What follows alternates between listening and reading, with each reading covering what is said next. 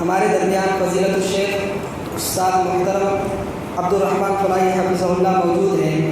آپ کی محنتیں، کوششیں، اس سے ہر کوئی واقف ہے۔ بس ہم اللہ رب العالمین سے دعا کرتے ہیں کہ استاد محترم کی تمام کوششوں کاوشوں کو اللہ تعالیٰ قبول فرمائے، اور آپ کی جو جد و جہد آپ نے اللہ تعالیٰ کے دین کے لیے کی ہے اس کو شرط قبولیت عطا فرمائے اور ذخیرہ آخرت بنائے، اور آپ کے علم و عمر میں برکت عطا فرمائے، اور ہمیں آپ سے استفادہ کرنے کی توفیق عطا فرمائے۔ میں بڑے ہی ادب و احترام کے ساتھ استاد محترم فضیلت الشیخ عبدالرحمن فلاحی حفظہ اللہ کو دعوت خطاب دیتا ہوں کہ وہ آئیں اور اپنی قیمتی نصیحتوں سے ہمیں مستفید ہونے کا موقع عنایت کریں۔ الحمد للہ رب العالمین، الصلاۃ والسلام علی رسولہ الکریم وعلی آلہ واصحابہ اجمعین الی یوم الدین، اما بعد، فاعوذ باللہ السمیع العلیم من الشیطان الرجیم، بسم اللہ الرحمن الرحیم۔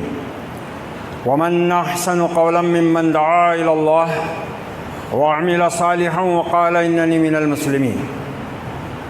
وعن النبی صلی اللہ علیہ وسلم قال من رأى منکم منکرا فلیغیرہ بیدہ فإن لم يستطع فبلسانہ وإن لم يستطع فبقلبہ وذلک اضعف الایمان، او کما قال علیہ الصلاۃ والسلام۔ محترم سامعین،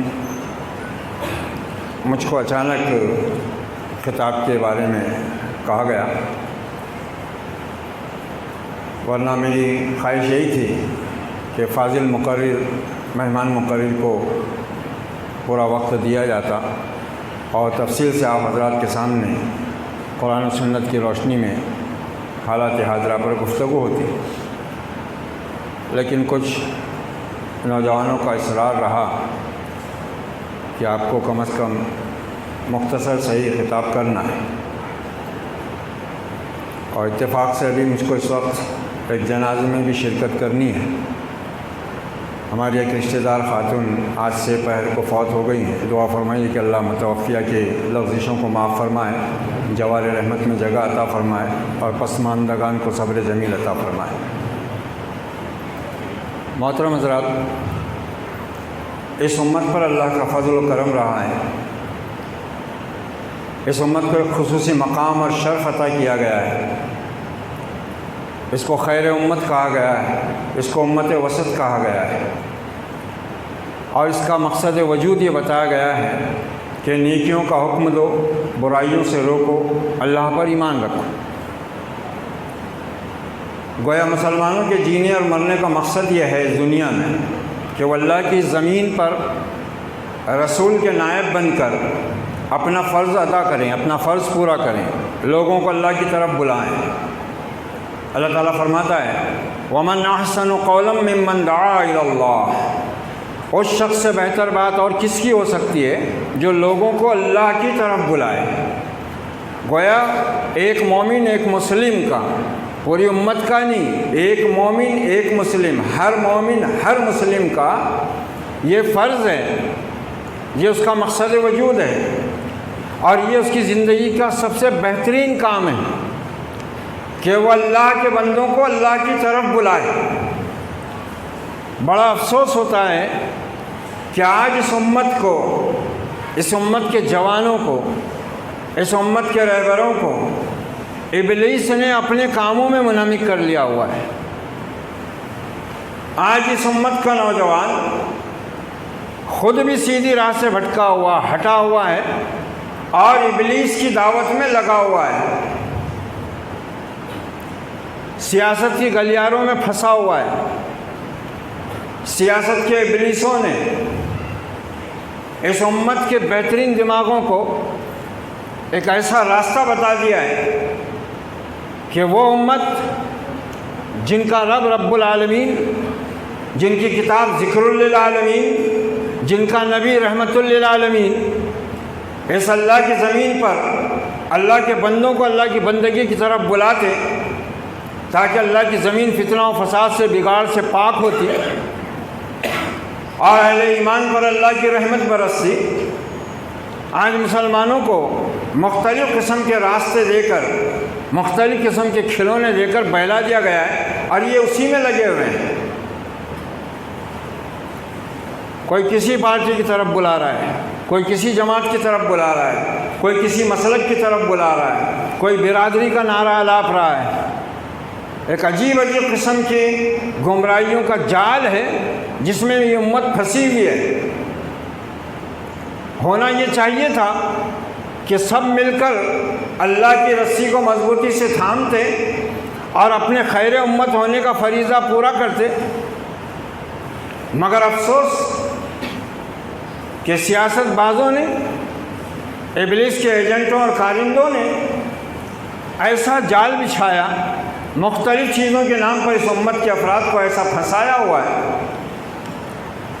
تعلیم کے نام پر جو جہالت پھیلائی گئی، ترقی کے نام پر جو گمراہی اور پسماندگی اور جہالت کا سبق پڑھایا جا رہا ہے، یہ امت جس کو دنیا کو علم کی روشنی دینی تھی، جن کے پاس سب سے اہم، سب سے اچھا، سب سے سچا، سب سے اونچا اور اصل علم موجود تھا، جس کو ہم وحی الہی کا علم کہتے ہیں، کتاب و سنت کا علم کہتے ہیں، یہ امت اس سے ہٹ گئی، اس کو چھوڑ کر یہ عجیب عجیب قسم کی تعلیم کے نام پر عجیب جہالتوں کی طرف دعوت دے رہے ہیں۔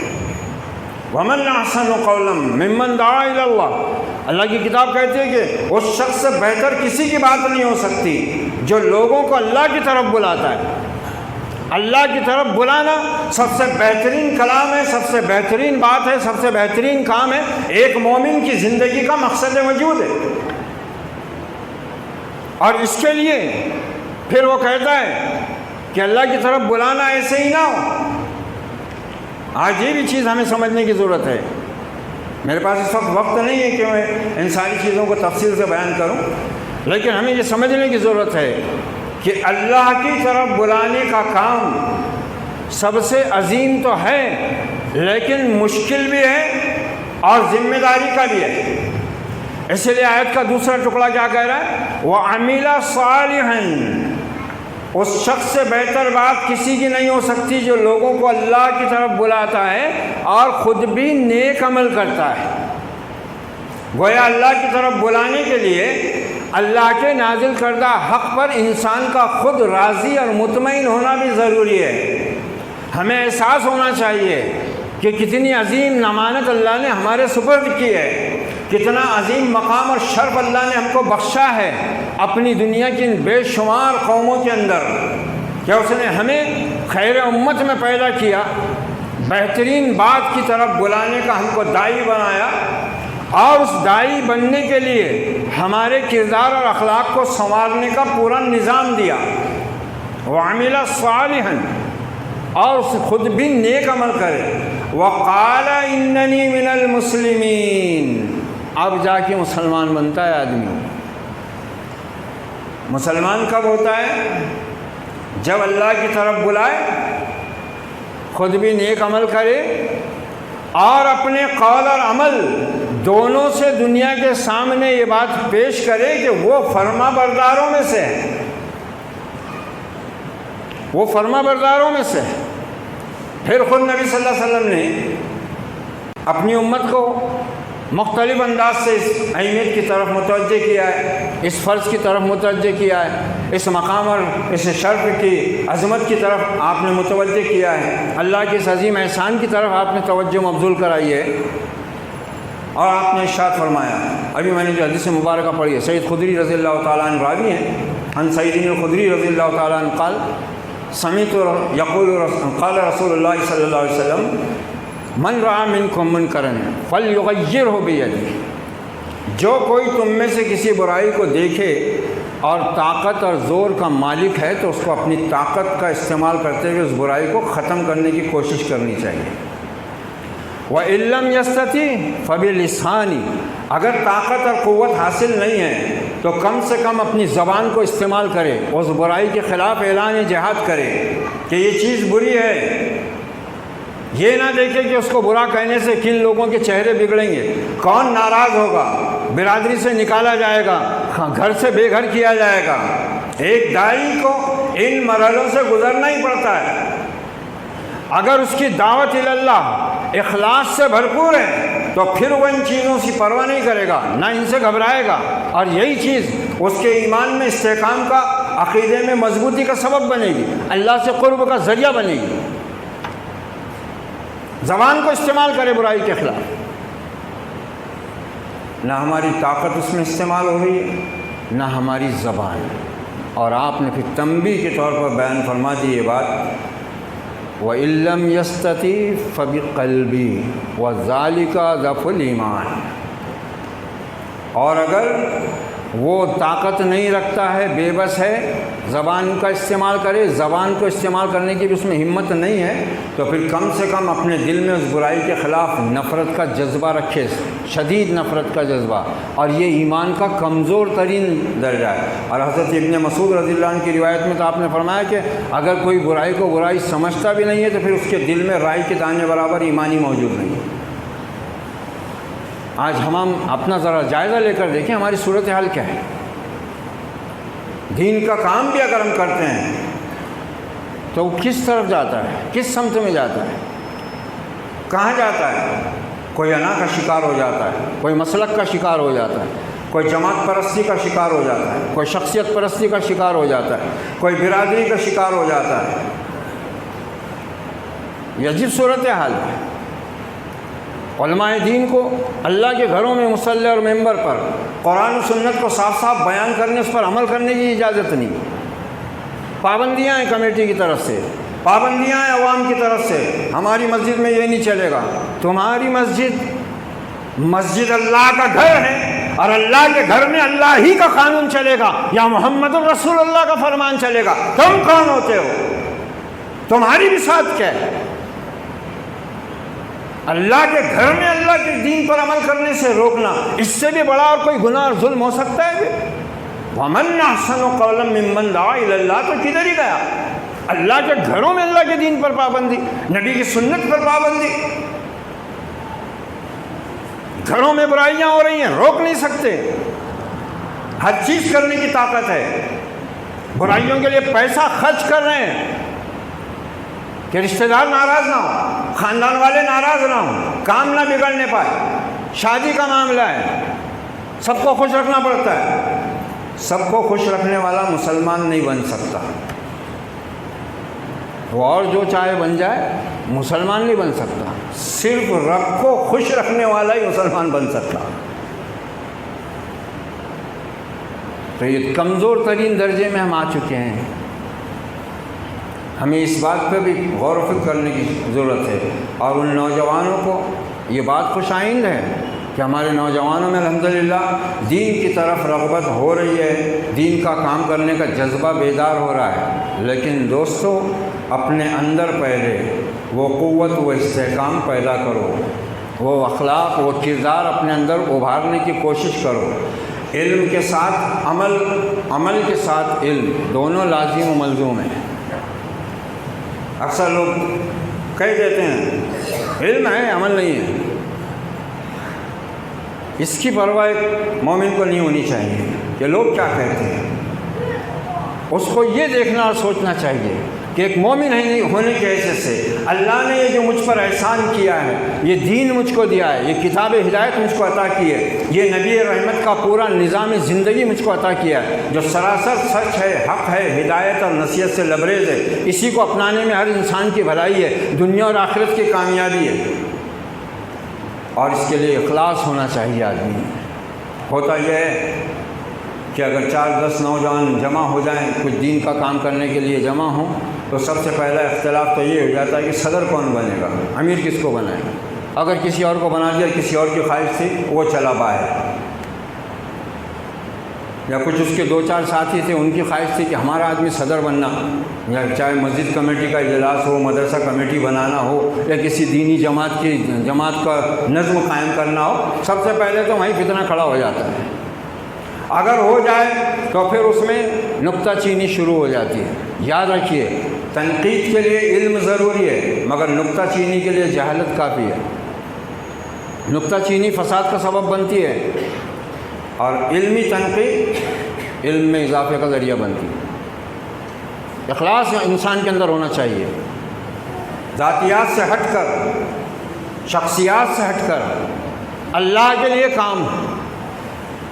بس ایک مختصر سا قصہ بیان کر دیتا ہوں۔ شاہ اسماعیل شہید رحمۃ اللہ علیہ کا، جو میں نے کہیں پڑھا بھی تھا اور سنا بھی تھا کسی مقرر کی زبان میں. شاہ اسماعیل شہید رحمۃ اللہ علیہ دہلی کی مسجد شاہ جہانی، جس کو جامع مسجد کہتے ہیں، ہر جمعرات کو بعد نماز مغرب واعظ کی محفل سجایا کرتے تھے اور اطراف و اکناف سے لوگ واعظ سے مستفید ہونے کے لیے کثیر تعداد میں جمع ہوا کرتے تھے. ایک دن حضرت واعظ فرما کر فارغ ہوئے، لوگ مسجد سے باہر نکل گئے. ایک دیہاتی ہانکتا ہوا، دوڑتا ہوا، بھاگتا ہوا آیا اور آ کر حضرت سے کہا کہ حضرت غضب ہو گیا. کہا بھائی کیا ہوا؟ کہا حضرت بس غضب ہو گیا، میں تو محروم رہ گیا. کہا کس بات سے محروم رہ گئے؟ کیا غضب ہو گیا؟